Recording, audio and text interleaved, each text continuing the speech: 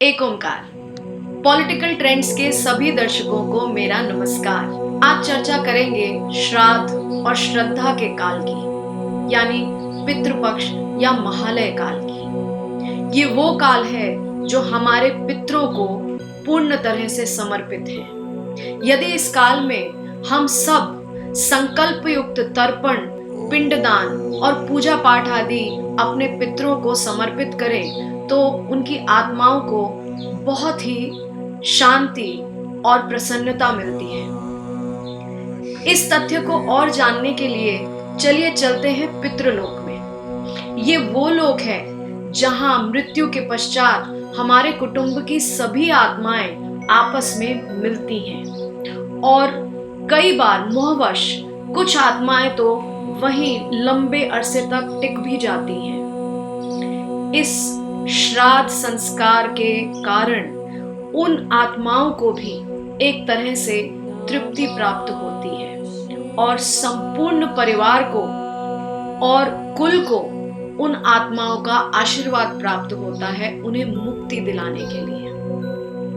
हिंदू शास्त्रों में ज्येष्ठ पुत्र के द्वारा ये संस्कार किया जाना चाहिए, ऐसा लिखित है।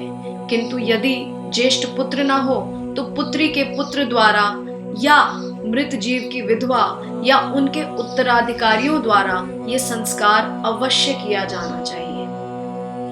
एक तरह से ये संस्कार एक बहुत ही सूक्ष्म चादर ओढ़े हमारे कुल के विस्तार, ऐश्वर्य और समृद्धि का मार्ग अपने आप में लिए हुए हैं। हमें अनेक प्रकार के संकट, हानि और दोषों से मुक्ति दिलाने वाले इस संस्कार से हम पितृ ऋण भी समाप्त कर देते हैं।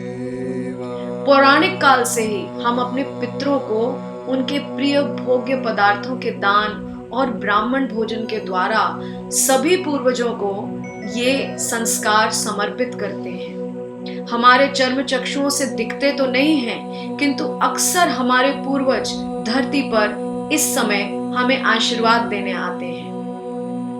मृत्यु के पश्चात 1 वर्ष तक तो मृत जीव की आत्मा मोहवश कई बार सूक्ष्म अवस्था में अपने बंधुओं के इर्द गिर्द भी घूमती है। इस संस्कार से उस अवस्था में उन्हें शांति मिलती है और जो आत्माएं पितृलोक में ठहरी हुई हैं या पशु पक्षी जगत में चली गई हैं या नर्क लोक में गई हैं, उन सब आत्माओं को भी हमारे इस पूजा और पाठ से बहुत ज्यादा प्रसन्नता होती है और कई बार मुक्ति उसी कारण मिलती है।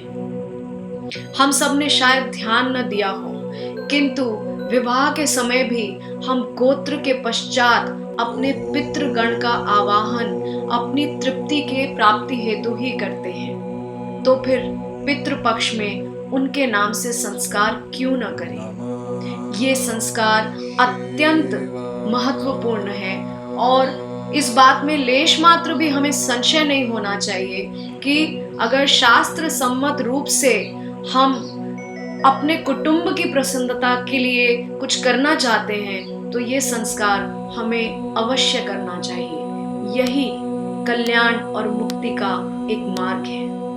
नमस्कार।